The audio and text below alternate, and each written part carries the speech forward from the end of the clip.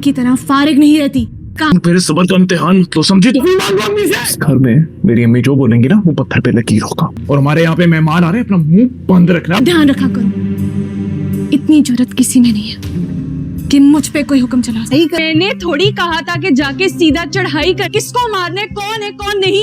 अब लिस्ट ड्रामे की आने वाले एक साथ तो बहुत ही ज़्यादा इंटरेस्टिंग होती हुई नज़र आ रही हैं। अब आप लोग देखने जा रहे हैं कि आखिरकार अब ये अवैस है जो कि बहुत ज़्यादा खुश नज़र आ रहा है कि अब उसकी वालदा इस रिश्ते के लिए मान गई, लेकिन वो ये नहीं जानता कि उसकी माँ तो मुनाफिकपन से काम ले रही है, जो कि मरियम के सामने कुछ और उसके सामने कुछ और हैं। लेकिन मरियम को जिस तरह वो पट्टी पढ़ा चुकी है कि अब उसने रिश्ते से कैसे इनकार करना है, अब वो वैसे ही सब कुछ बोलती हुई नजर आएगी। मरियम क्योंकि इस घर की खुशियों के लिए और खालदा के लिए ये सब कुछ करने तो जा रही है, अपनी ही मोहब्बत को खुद से दूर कर रही है, क्योंकि वो नहीं चाहती कि जो इस रिश्ते में भरम कैम है वो टूटे, क्योंकि वो बाबा को शर्मिंदा होते हुए नहीं देखना चाहती।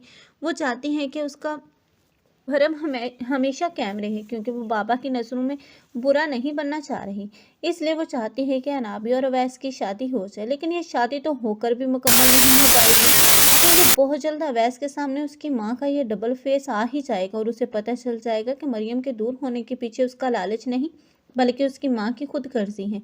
लेकिन उस खुद गर्जी की सज़ा तो अब खालदा को मिलेगी ही मिलेगी, क्योंकि अनाबिया खुद ही एक सज़ा है जो कि अब इस खालदा के सर पर मुसल्लत हो जाएगी।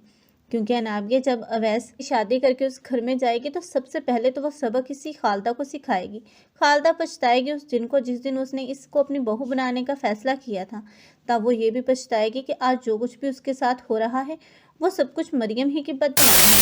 तब वो मरियम के पास जाएगी, उससे माफ़ी मांगेगी, लेकिन तब उसकी माफ़ी किसी काम की नहीं होगी। आप लोगों को ये ड्रामा कैसा लग रहा है कमेंट सेक्शन में अपनी कीमती राय का इज़हार लाजमी करें। मज़ीद ऐसे रिव्यूज़ के लिए हमारे चैनल को लाजमी सब्सक्राइब कर लें।